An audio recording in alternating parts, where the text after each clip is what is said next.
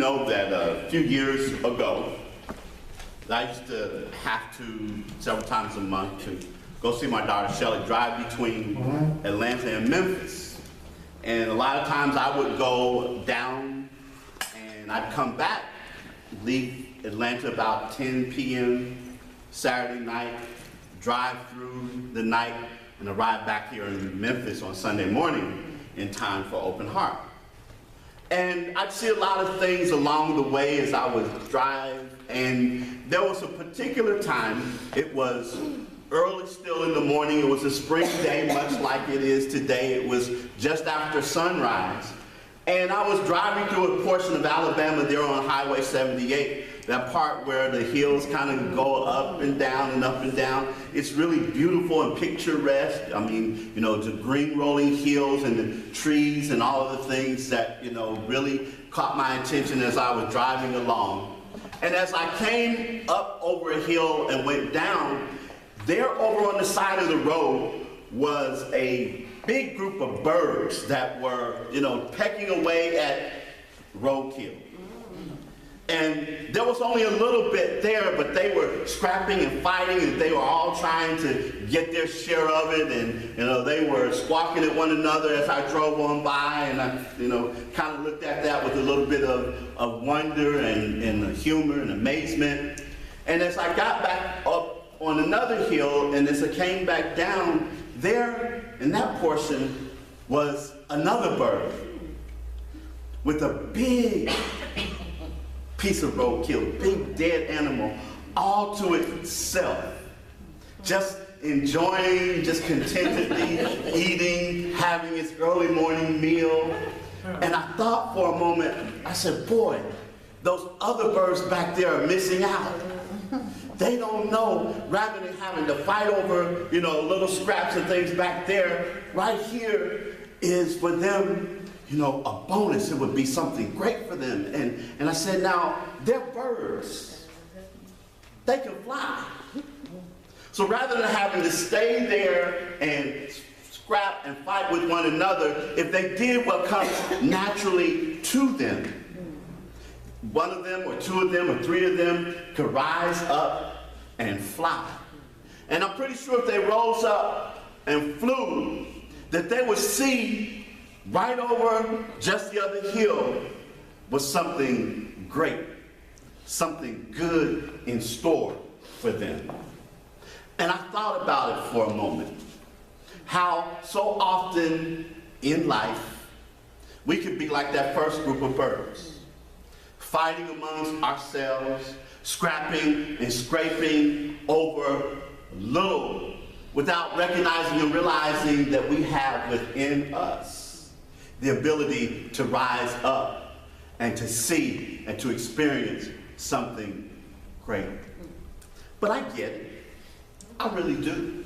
I get it because we live in a day and time where so much is happening out there right now. I mean, you know, we're almost afraid to watch the news anymore because we'll see situation, unfortunate circumstance where an unarmed black man gets killed, and we look at the politicians who are out there passing nonsensical laws. You know, common sense ain't common so much anymore. We find ourselves out there looking at things that are happening in our community that get us caught up, that get us losing our focus and getting us forgetting about really who we are and what we are about. And we can be, again, just like those birds. I get it. You know, it's sometimes tough when things have your back up against the wall, when things make you forget who you are and make you forget your ability and make you forget your innate greatness. I get it. I get it. I understand. I see that. I feel that way sometimes myself. And so I'm just here this morning to remind us that we have in us the ability to fly, if you will, to rise above our current situation and circumstance. Harlan Ware is one of the people who was the co-author of the book that's called Your Lavish Lamp. And he said a line like this that I really, really like. He said that when we get ourselves out of the way we can function so that our deeper self shows us what we do and do not know. When we get out of the way. And the thing of it is the key there is learning to get out of the way and let our deep self function so that we can know what we don't know. Meaning, in other words, that there is a vast reservoir of knowledge and of information and of power and of ability and all of those things that we don't know. We look at a situation and circumstance and we're immediately trying to figure out the how. And we say, well, I don't really know how. And we get caught up in that. If we would allow our deeper self to function by getting out of the way, it would be revealed to us. And he goes on to tell this really, I think, just a wonderful story. That he talked about how he lived in California and he had some friends who lived out in a cottage that was overlooking a lake where they used to do sailboat racing and all of that. And he said that his friend's cottage, the road to get there was really hidden from the main road, and it was very difficult to find it, even if you had explicit directions. And he said this particular day that he and his wife and his children decided to go and visit them, and when they went there, they got lost. They couldn't find the road that leads up to the cottage either. So they finally had to get one of the guy's neighbors to finally take them and lead them back to find the road that led up to his cottage. And said when he got there, his buddy and his wife were out in the yard with some workers, and they were getting their garden and everything ready. And in the middle of the garden were these two big, giant boulders. And they were trying with all their might to move the boulders. He says, as a matter of fact, one of the workmen tried striking it with a shovel, and the shovel broke so loud it sounded like a gunshot. He said that as they were there and they were looking at it, and they said, well, finally, we're probably just going to have to leave these two boulders here because, after all, they're much bigger than anything that we have to be able to move them or anything like that. And so the man's wife was a practitioner and a believer in metaphysics, and she said, well, there's that passage in the Bible that says that if you have faith as a mustard seed, you can say to this mountain, be moved, and it will move and make itself over into the sea. So she said, I'm going to work on that for a while. So she left and she went in the house. And she started standing in the truth and knowing the truth and doing her treatment about that, having that faith as a mustard seed and all of that. Then she came back out and they forgot all about it and they went on about their other parts of their visit and everything. And then a couple of days later, they decided to go and visit their friends again. This time they could find the road to get up there because they remembered it. But they were there, and shortly after getting there, they were looking for one of the sailboat races that was going to be happening. And so the friend, Harlan Ware, said he had his binoculars out, and they were standing there looking out, when all of a sudden a car made its way up the road. And said a man jumped out the car, kind of hurriedly and everything. He said, excuse me, I hope you all don't mind, and pulled out his binoculars too. And so they were there and they were both looking, and he shared with them later that his daughter and son-in-law were in the race and he was looking for them to make the turn. And so he said, thank you for allowing me to have time here. I hope I didn't trouble you all or disturb you or anything like that. And they said, no, everything's fine.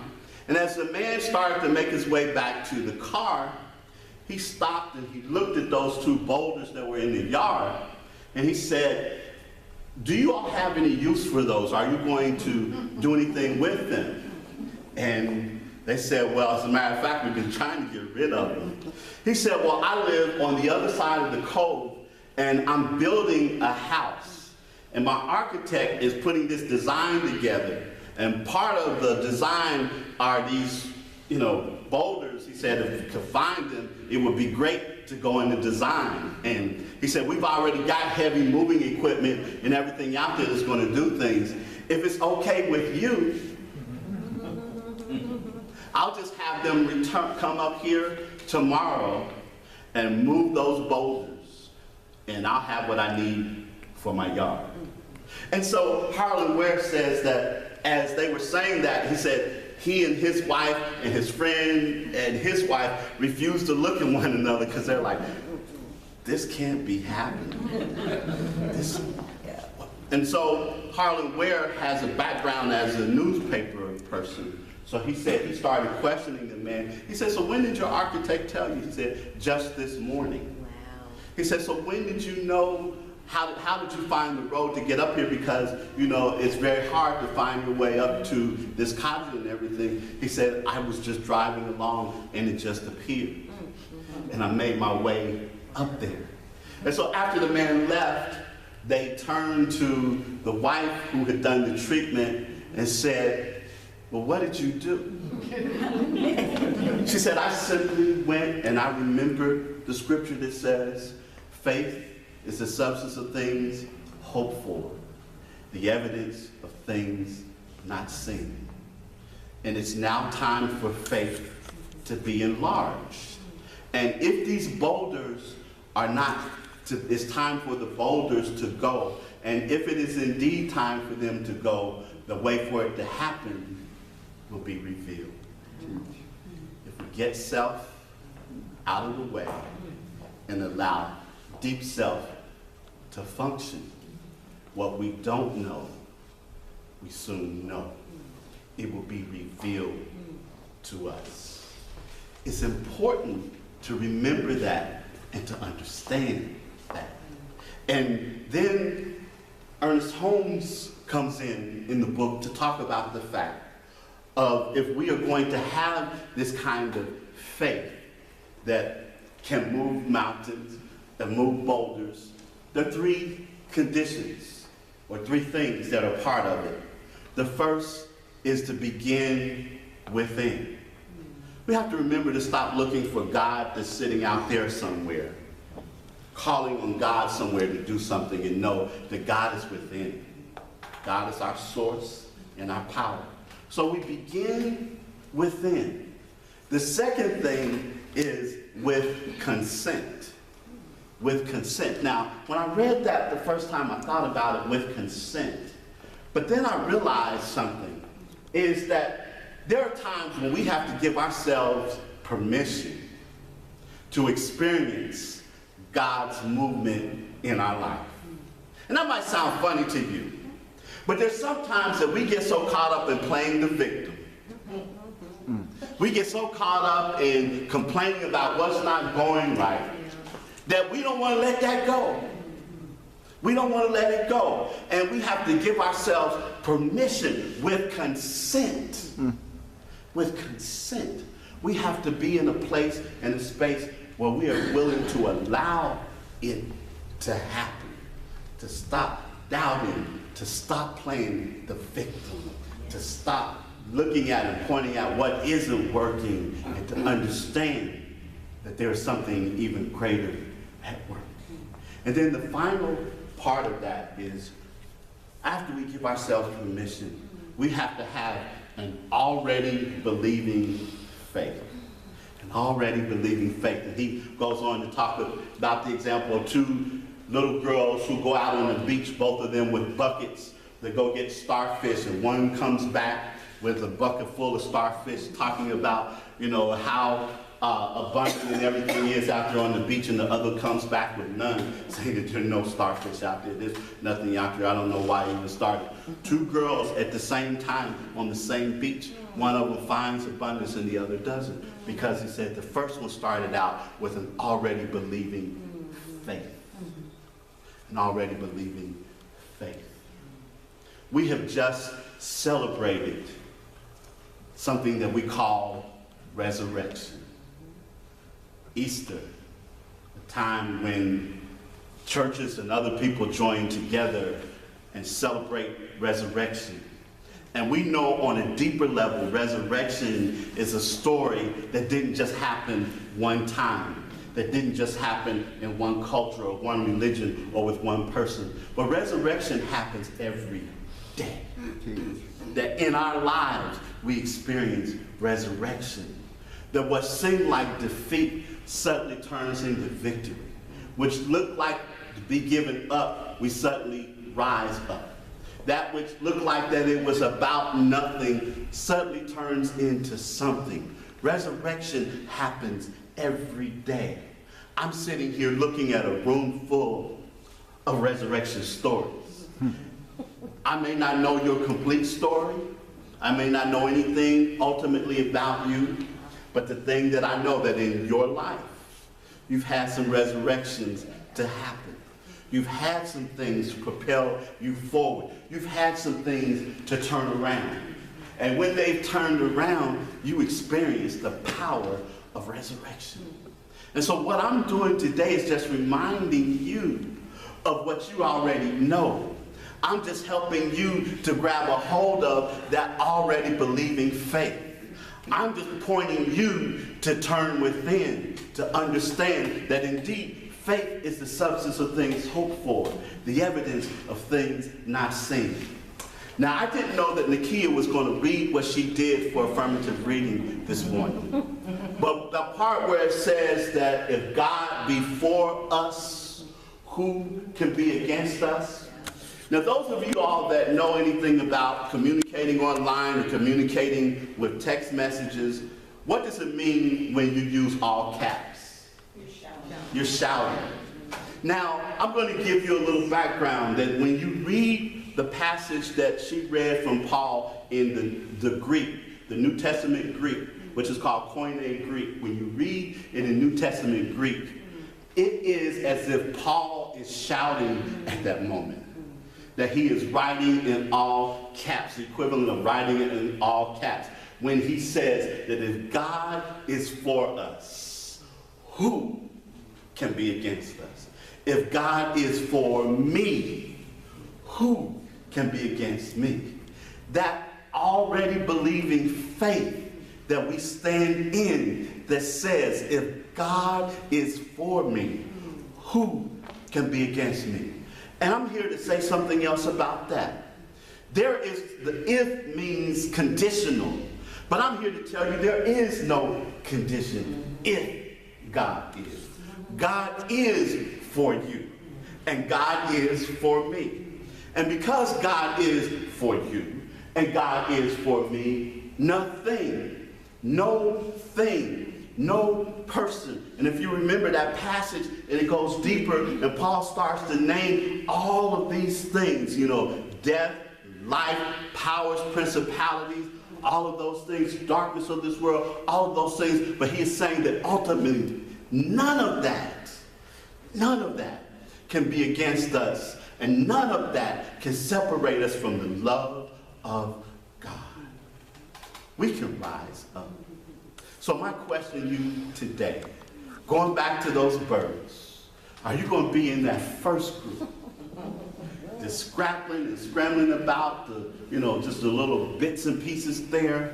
Are you going to rise and see something greater? Your reward, your life, your essence that is waiting on you, that is already done in the mind of God. All you got to do is get out of the way and let that deep self function. It's right there. So it is. So it is.